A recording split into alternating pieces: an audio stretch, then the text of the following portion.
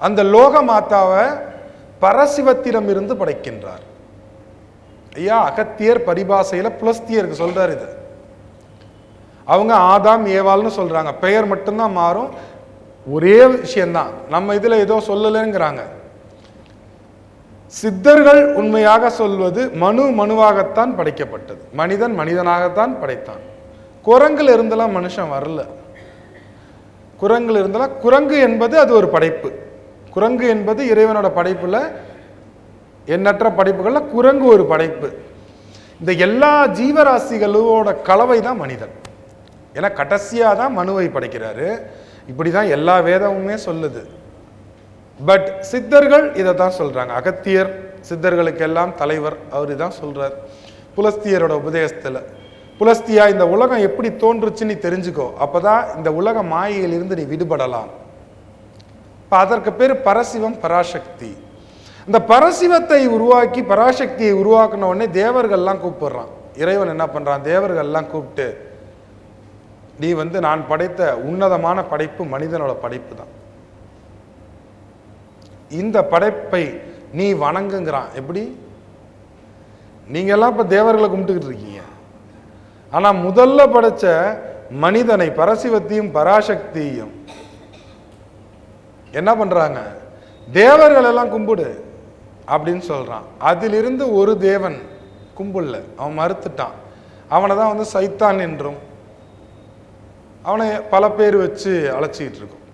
அவனோட உருவம்தான், அவனுடைய ஆற்றல் தான் மனம், வேற ஒண்ணுமே கிடையாது. அந்த இறைவனை வழிபடாமல் இறைவன் சொன்ன நியதியை கேட்காம போனான் இல்லையா, அவன்தான், அவனோட உருவாக்கின அமைப்பு தான் மனிதனுக்குள்ளார மனம். அதனால்தான் எல்லா சித்தர்களும் பாருங்க, அகத்தியர் என்ன சொல்றாரு, மனமது செம்மையானால் மந்திரம் ஜபிக்க வேண்டாம், மனமது செம்மையானால் வாசியை நிறுத்த வேண்டாம், மனமது செம்மையானால் வாழ்வினை பெருக்க வேண்டாம், மனமது செம்மையானால் மந்திரமும் செம்மப்பா. உன் மனம்தான் செம்மையா இருக்கணும். வள்ளல் பிரான் ராமலிங்க சாமி கூட அற்புதமா சொல்றாரு இந்த மனதை பற்றி சொல்லும் போது. இந்த மனம் இருக்கு, இந்த மனதை நீ சொல்றது இந்த மனம் கேட்டா வச்சுக்கோ, இல்லைன்னா இதை பிடிச்சி தூக்கி விட்டே எரிஞ்சுது. அதுக்கு உண்டான உபாயத்தை நாங்கள் சொல்லித்தரோம். இந்த மனதை எப்படி தூக்கி விட்டேறணும், இல்லை அதை எப்படி செம்மைப்படுத்தணுங்கிற உபாயத்தை நாங்கள் சொல்லித்தரோம். சித்தர்களோட பாடலுங்கய்யா, சித்தர்கள் திருவருட்பால வள்ளல் பிரான் சொன்னது, தேவாரத்துல நால்வர்கள் பாடிய அந்த தேவாரம்னு இருக்கு இல்லைங்களா, மூவர் தமிழ்னு சொல்றாங்க இல்லையா, இது எல்லாமே எதை சொல்லுதுன்னு நம்ம நினைச்சுக்கிட்டு இருக்கோம். ஒரு மனிதன் மனதை செம்மையாக்கியோ அல்லது அதை கடந்தோ அல்லது அதை அழித்தோ இறை தத்துவத்துடன் இரண்டரை கலந்து அவனுடைய வாழ்க்கையில் இருக்கக்கூடிய கஷ்டங்கள் எல்லாம் நிவர்த்தியாகி அவன் ஆனந்தமாக வாழ்ந்து இந்த பிறப்போட ரகசியத்தை உணர்ந்து அவன் இறைநிலையை அடையணும். அவன் தான் பெற்ற இன்பத்தை தன்னோட வாழ்ற சக மனிதர்களுக்கும் சொல்லணும். இவ்வளவுதானே இருக்கு, வேற என்ன இருக்கு? பகவத்கீதையிலையும் திருக்குறான்லையும் பைபிள் விவிலியத்திலையும் புத்தரோட தம்ம பேரூரை எடுத்துப்போம், சித்தர்களோட இத்தனை பாடலையும் எடுத்துப்போம், வேற என்னதான் சொல்ல வராங்க? எசன்ஸ் ஆஃப் வேதாஸ், எந்த வேதமாக இருக்கட்டும், எந்த சித்தாதி சித்தனோட நூலா இருக்கட்டும், அவங்க எல்லாம் அந்த மக்களுக்கு என்னதான் சொல்றாங்க? நீ ஏதாச்சும் ஒரு மந்திரத்தை கத்துக்கிட்டு நீ பேய் ஓட்டுன்னு உங்களை சொன்னாங்களா? இல்ல இந்த மந்திரத்தை கத்துட்டு நீ வா பரிகாரம் பண்ணி விடு காசு வாங்கிட்டு எந்த சித்தர்கள் எந்த நூல்ல சொல்லியிருக்காங்க? அது உங்களுக்கு வேலையாது. முதல்ல நம்ம நல்லா வாழணும். ஆன்மீகத்தோட அடிப்படை என்ன? தான் நல்லா வாழணும். இறைவன் கொடுத்த வாழ்க்கையில் நாம் உடலாலும் மனதாலும் ஆத்மாவாலும் நாம் முதலில் நித்தியமாக, நாம் முதலில் சத்தியமாக, உண்மையாக அந்த வாழ்க்கை இன்பமாக வாழணும். அந்த வாழ்க்கை உங்களுக்கு கிடைக்கும் பட்சத்தில் அதற்கு அப்புறம் தாங்க தொண்டு பண்ண போகணும். எது தொண்டு? நம்ம கிட்ட இருக்கு, காசு இருக்குன்னு சொல்றது, இல்லை ஏதாச்சும் நம்ம தெரிஞ்சுக்கிட்ட குப்பைகளை, நம்ம தெரிஞ்சுக்கிட்ட சில விஷயங்களை அப்படியே போய் 4 பேருக்கு சொல்றதுக்கு பேர் தொண்டுன்னு நினைக்காதீங்க. அது தொண்டு கிடையாது. நாம் அனுபவித்து உணர்ந்த விஷயத்தை, அது இன்பமா துன்பமாங்கிறது நாம் உணரும் போது தான் தெரியும். நாம் ஒரு விஷயத்தை கத்துக்கிறோம், அது இன்பமா துன்பமானு எப்ப நம்ம சொல்ல முடியும்? எப்ப சொல்லுவோம்? நாம் அதனை உணர்ந்த பின்பு, அனுபவிச்சதுக்கு அப்புறம் தான் அதுல ரிசல்ட் என்ன, இன்பமா துன்பமான்னு தெரியும். எனக்கு அதனால தான் அந்த வாட்ஸ்அப்பில் வர அந்த மந்திரங்கள்லாம் சொல்லாதீங்கன்னு சொல்கிறேன். ஏன்னா வாட்ஸ்அப்பில் அவங்க அதை படிக்கிறதே இல்லை. ஒரு குரூப்லேருந்து அவங்களுக்கு வந்ததை அப்படியே ஃபார்வர்ட் டு ஆல் குரூப்ஸ். அதில் சொல்லப்பட்டு அச்சரப்பிழைகள் அவ்வளோ இருக்குது ஐயா. தமிழ் மொழிகளில் இருக்கக்கூடிய சித்தர்களின் மந்திரங்கள் மிக வலிமையானது. நாம் சொல்லக்கூடிய நமசிவாயம், நாம் சொல்லக்கூடிய சிவாய நம, நாம் சொல்லக்கூடிய சிவ சிவ, அறிவோம் நமோ நாராயணாய, இந்த மந்திரத்திற்கெல்லாம் பயங்கர பவர் இருக்கு. இந்த மந்திரத்தெல்லாம் சொல்ல தெரியாமல் நீங்கள் சொல்லிட்டீங்கன்னா என்ன ஆகும்னா உடம்புல வெண்குஷ்டம் வந்துடும். கவலைப்படாதீங்க, இப்போ நீங்கள் சொல்கிறதுனால எந்த குஷ்டமும் வராது. ஏன்னா நீங்கள் உங்களுக்கு சரியாக சொல்லவே தெரியாது, அதனால கவலையே படாதீங்க. அப்போ இது வரைக்கும் நாங்கள் சொல்லியிருந்ததுனால வந்துருச்சிங்களாங்க ஏன் எனக்குன்னு கேட்காதீங்க. ஏன்னா நீங்கள் இது வரைக்கும் நீங்கள் சொன்னது எதுவுமே பலன் அளிக்கலை. எல்லா விஷயத்தையுமே நாம் உள்ள நுழைந்து பார்க்கும் பொழுது அந்த நிலைகளில் பல மந்திரத்திற்குன்னு அளவு வச்சுருக்காங்க. தமிழ் மொழிகளில் மட்டும்தான் வார்த்தை உச்சரிப்புலேயே குறில் நெடில் என்ற அளவு கொடுத்துருக்காங்க. குறில் என்றால் ஒரு மாத்திரை, நெடில் என்றால் 2 மாத்திரை. சில மந்திரங்களை எப்படி சொல்ல வேண்டும்? மந்திரம் கால் மதிமுக்கால். லோகார்த்தம் என்ன தெரியுமா? அந்த வார்த்தைக்கு 3 அர்த்தம் சொல்லலாம். மந்திரம் கால் மதிமுக்கால். மந்திரம் கால் மதிமுக்கால். லோகார்த்தம் என்னன்னா, மந்திரங்கள் என்பது சாதாரண வார்த்தைகள். இந்த வார்த்தையை சொல்லக்கூடிய மதினா அவனுடைய மனம், தந்திரம். அதை எப்படி சொல்ல வேண்டும், அதை எப்படி சொல்ல வேண்டும் என்கின்ற தந்திரம் தான் முக்காவாசி இருக்கு. எந்த முகமா சொல்லணும், எப்படி சொல்லணும், எத்தனை உரு கொடுத்தீங்கன்னா அது வேலை செய்யும், அது இந்த உடல் நிலைகளில் எதை மாத்துது, எப்படி ஒரு தேவதை அம்சம் ஒரு சொல்ல நம்ம திருப்பி திருப்பி சொல்லும் போது ஒரு தேவதை எப்படி வருது, அது எப்படி இழுக்கப்படுதுங்கிற தந்திரம் இருக்கு. இந்த தந்திரத்தையும் மந்திரத்தையும் சேர்த்து சொன்னா அவங்களுக்கு பேரு குரு. வெறுமனே இதான் மந்திரம், இது கஷ்டம், நீங்க இதான் மந்திரம் இப்படி சொல்லி இது எல்லாருமே சொல்லிட்டு போகலாம், அது நடக்காது.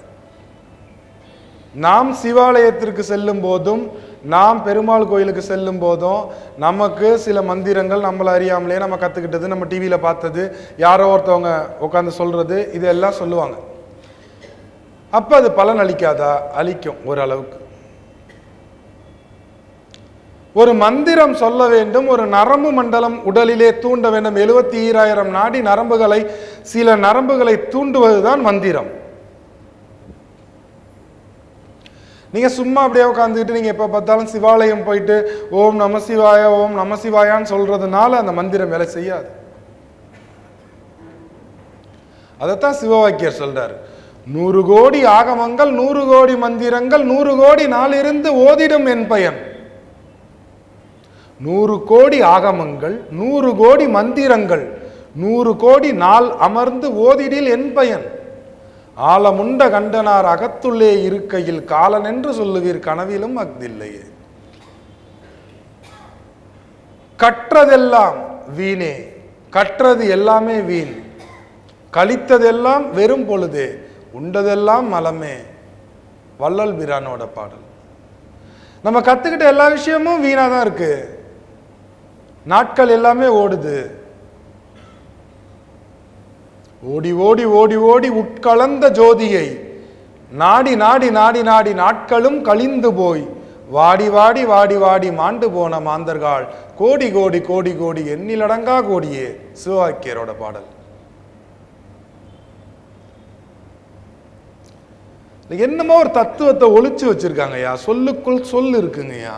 இந்த தந்திரம் தெரியாம வெறுமனே மந்திரத்தை நாம் சொல்வதனால் இது நடக்கல. இன்னொரு நிலையில போய் சிவவாக்கியர்லாம் உரிமையாவே திட்டுறாரு. மந்திரத்தை உண்ணி உண்ணி மயங்கி நிற்கும் மானிடார். இந்த மந்திரத்தெல்லாம் நீ சொல்லி இருக்கிறதுனால ஒரு மயக்க உணர்வு வரும், அதுதான் இந்த மந்திரத்தோட சித்தின்னு ஏமாந்துகிட்டு இருக்கீங்களே. ஒரு மந்திரத்தை லட்சம் ஊரு கோடி ஊரு ஓம் நம சிவாய ஓம் நம சிவாய ஓம் நம சிவாயன்னு சொல்லிக்கிட்டே இருந்தீங்கன்னா என்ன நடக்குமா உங்களுக்கு? ஒரு மயக்க உணவு இருக்குன்னு ஒரு நல்லா இருக்கும் சொல்லும் போது, அது அந்த மந்திரத்துக்கான வலிமை இல்லையா? அது அந்த மந்திரத்திற்கான வலிமை அது அல்ல. சிவவாக்கியர் சொல்றாரு, ஏதோ ரகசியத்தை பூட்டி வச்சுட்டோம். ஏன் பூட்டி வச்சிருக்கோம்? மந்திரங்கள் என்பது நல்லவன் சொன்னாலும் கெட்டவன் சொன்னாலும் 2 பேருக்குமே பலிக்கும். அந்த தந்திரத்தை மட்டும் தெரிஞ்சுக்கிட்டு நல்லவன் சொன்னாலும் பலிக்கும், கெட்டவன் சொன்னாலும் பலிக்கும். ஒரு கெட்டவன் கையில் ஒரு மந்திரம் போய் சித்தி ஆயிடுச்சுன்னா நல்லவர்களை வாழ விட மாட்டான். அதனால தான் நம்மளுக்கு கதைகளிலே அந்த அசுரர்கள் எல்லாம் கடுந்தவம் புரிந்து சிவபெருமான்கிட்ட என்ன பண்ணுவாங்க, பெரிய வரத்தை வாங்கிடுவாங்க, சக்தியை வாங்கிடுவாங்க. வாங்கி என்ன பண்ணுவாங்க, தேவர்களை கொடுமை பண்ணுவாங்க, மக்களை கொடுமை பண்ணுவாங்க. நம்ம கதைகளில் பார்த்துருக்கோம் இல்லையா? மந்திரங்கள் யார் சொன்னாலும் வேலை செய்யும். அவன் நல்லவன் கெட்டவன் என்பது மந்திரத்திற்கு கிடையாது. ஏங்க ஐயா நமசிவாயா மந்திரம் வந்து கெட்டவனுக்கு வேலை செய்யாமல போன அப்படிலாம் கிடையாது. இந்த பிரபஞ்ச இயக்க நிலைகளிலே யார் அந்த மந்திரத்தை ஒழுங்காக சொன்னாலும் வேலை செய்யும். மனம் செம்மையாக, அதுதான் வந்து சித்தர்கள் ஒரு தத்துவத்தை வச்சிருக்காங்க. பாத்திரம் அறிந்து பிச்சையிடு. இந்த இடத்துல பாத்திரம் பிச்சை என்கின்ற வார்த்தை கேவலமான வார்த்தை அல்ல. பாத்திரம்னா குணாதிசயம், கதாபாத்திரம்னு சொல்றோம். சினிமாவில் கதாபாத்திரம்னா நம்மளுடைய பக்குவ நிலை, நம்மளுடைய கேரக்டர். இந்த பாத்திரத்தை அறிந்து பிச்சை இடுதல்னா அவனுக்கு வந்து தானமாக கொடுத்தல். இப்போ நான் ஒரு விஷயத்தை கற்று வச்சிருக்கேன். இப்போ என்கிட்டயும் அப்படிதான் எல்லாரும் கேட்குறாங்க, ஐயா வாசி யோகத்தை சொல்லிவிடுங்க, வாசி யோகத்தை சொல்லிவிடுங்க. எப்படி சொல்லி தர முடியும்? என்ன தகுதி இருக்குன்னு எனக்கு தெரியல கேட்குறவங்களுக்கு. எப்படி இருக்குன்னா, மெடிக்கல் காலேஜில் இல்லைன்னா இன்ஜினியரிங் காலேஜில் போய் நீங்கள் சீட்டு கேட்டு நிற்கிறீங்க. ஆனால் நீங்கள் வச்சுருக்க உங்களோட டிசியும் மார்க் ஷீட்டையும் எடுத்து பார்த்தா நீங்கள் 8ஆம் கிளாஸ் ஃபெயிலு. 8ஆம் கிளாஸ் ஃபெயிலு சர்டிஃபிகேட்டை வச்சுக்கிட்டு மெடிக்கல் காலேஜில் வந்து நின்றுக்கிட்டு எனக்கு எம்பிபிஎஸ் சீட்டு கொடுன்னா எப்படி கொடுப்பாங்க? நீங்கள் 12th பாஸ் பண்ணி தானே கொடுக்க முடியும். நான் அப்படி தான் உங்ககிட்ட கேட்குறேன். எந்த ஒரு யோகம் கற்றுக்கொண்டாலும் நம்மளுக்கு அடிப்படை தகுதி வேணும். இந்த அடிப்படை தகுதிகள் இருந்தால் மட்டும்தான் நமக்கு அடுத்த நிலையில உதவுவாங்க. ஐயா இது வந்து நான் சொல்றது வந்து சாதாரணமாக உங்களுக்கு மட்டும் இல்லை. நான் மீண்டும் என்னோட முக்கியமான ஒரு நபரை உங்களுக்கு நினைவுபடுத்துறேன் இந்த இடத்துல. பரமஹம்ச யோகானந்தர் பாபாஜி கிரியா யோகத்தோட அத்தாரிட்டியா வெளி உலகத்திற்கு கிரியா யோகத்தையே லோகத்திற்கு சொன்னவர் அவர் தான். பாபாஜி இந்த மாதிரி என்னோட குரு வம்சம் அப்படின்னு சொன்னவர். ஒரு யோகியின் சுயசரிதை, புக் ஆஃப் யோகி ஆங்கிலத்தில். இந்த நூல் வந்து அவரே எழுதினது. தன்னுடைய வாழ்க்கையில் தான் பட்ட கஷ்டங்கள், தான் ஆன்மீகத்திற்காக தேடி ஓடிய காலங்கள்லேருந்து எல்லா குறிப்புகளையும் கொடுத்துருக்காரு. உங்களால் முடியணும்னா ஆன்மீகம்னு ஒரு விஷயத்தை நீங்கள் உணரணும்னா அந்த நூலை வாங்கி படித்து பாருங்கள். ஒரு மனிதன் எவ்வளோ கஷ்டப்பட்டுருக்கான் ஆன்மீகத்தை அந்த நிலைக்கு வர்றதுக்குன்னு தெரியும். சிறு வயது முதல் பள்ளி காலம் முதல் தேடி தேடி ஓடி ஓடி அவ்வளோ தூரம் அமைச்சிருப்பார். ஹிமாச்சலில் ஒரு சுத்தாத குகைகள், பார்க்காத சாமிங்களே கிடையாது. பார்த்ததில் நல்ல மனிதர்கள் இருக்காங்க, அதை அவரே குறிப்பிடுவார். நான் உயர்ந்த மகானெல்லாம் சந்தித்தேன், பட் எந்த மகானுமே அவருக்கு தீட்சை கொடுக்கவில்லை. எல்லாரும் அவருக்கு ஆசீர்வாதம் தான் பண்ணுவாங்க, ப்ளஸ் பண்ணுவாங்க. உன் குருநாதன் வருவான் வெயிட் பண்ணு, உன் குருநாதன் வருவான் வெயிட் பண்ணு, உனக்கு நான் ப்ளஸ் பண்ணுறேன். பரமஹம்ச யோகானந்தர் மாதிரிலாம் ஒரு புனிதமான ஆத்மாலாம் யாரும் கிடையாது. அவருக்கெல்லாம் எந்த ஒரு பெரிய லௌகீக ஆசைலாம் கிடையாது. அவரெல்லாம் சிறு வயது முதலே அந்த நாட்டத்தில் இருந்து ஓடி குருமகானை அடைஞ்சு எப்படியாச்சும் அந்த நிலையை உணரணும்னு இருந்தவர். அவரோட வாழ்க்கையில் அவ்வளோ தூரம் வரும்போதும் இந்த ஒட்டுமொத்த அவரோட வாழ்க்கை குறிப்பெல்லாம் படிக்கும்போது கடைசியாக அவர் ரொம்ப காலங்கள் தேடி ஓடி அலைஞ்சு ஓஞ்சி போய் தன்னோட வீட்டில் இருந்துட்டு தான் பகுதியில் சுற்றிக்கிட்டு இருப்பார். அப்போ அவருக்கு அவரோட குருநாதர் வருவார், யுக்தேஸ்வர் அப்படிங்கிற யுக்தேஸ்வர் மகா குருஜி வருவார். அவரை தேடி வந்து உபதேசம் பண்ணுவார். நான் உங்கள் எல்லாத்தையும் ஒரே விஷயம் தான் கேட்குறேன். பக்குவமான ஆன்மா இமயமலைக்கு போய் பல குருமகான்கள்லாம் மீட் பண்ணாலும் ஏன் அவருக்கு யாரும் தீட்சை கொடுக்கல? ஏன் அவருக்கு யாரும் எதையும் கற்றுக் கொடுக்கல? உன் குரு வர வரைக்கும் வெயிட் பண்ணு, உனக்கு என்ன பக்குவம் வரணும்னு ஏன் சொன்னாங்க? அவரெல்லாம் கம்பேர் பண்ணும்போது நம்மலாம் வந்து நம்மளே நினச்சிக்கணும், அவருக்கே இவ்வளோ நாள் வெயிட் பண்ணியிருக்காங்க, இவ்வளோ நாள் வெயிட் ஆகிருக்கு. பதட்டப்படக்கூடாது. ஒருத்தவங்க போனதும் ஒருத்தவங்க உடனே சொல்லி கொடுத்துருவாங்க, உடனே கற்றுக் கொடுத்துருவாங்கன்னு நினைக்காதீங்க. அதுக்குண்டான தகுதி தான் நம்ம வளர்த்துக்கணும்.